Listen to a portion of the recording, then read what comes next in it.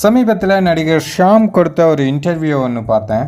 அதில் சூப்பர் ஸ்டாரை பற்றி பேசியிருந்தார். சூப்பர் ஸ்டார் செய்த ஒரு சுவாரஸ்ய சம்பவம் பற்றியும் சொல்லியிருந்தார். சூப்பர் ஸ்டாரை பற்றி பேசும்போது எல்லாருக்குமே பார்த்திங்கன்னா அந்த பாடி லாங்குவேஜ், தலைவரோட அந்த மேனரிசம் தன்னாலே வந்துடுது. அது ஏன் அப்படின்னு தெரில. நானும் நிறைய பேர் இன்டர்வியூ பார்த்துருக்கேன். தலைவரை பற்றி பேசும்போது மட்டும் தலைவரை போலவே பண்ணுறாங்க. ஷாமும் அப்படி தான் பண்ணியிருந்தார்.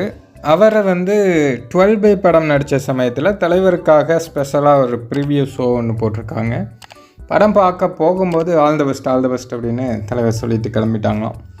அப்புறம் படம் பார்த்துட்டு வந்த பிறகு ஷாமை வெகுவாக பாராட்டினாங்களாம்.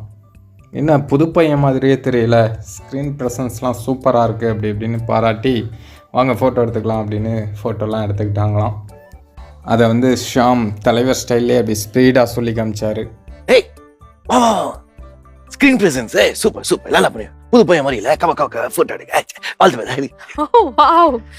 என்ன அந்த மொமெண்ட்டை என்னுடைய வாழ்க்கையில் மறக்கவே முடியாது அப்படின்னு ஷாம் சொன்னார்.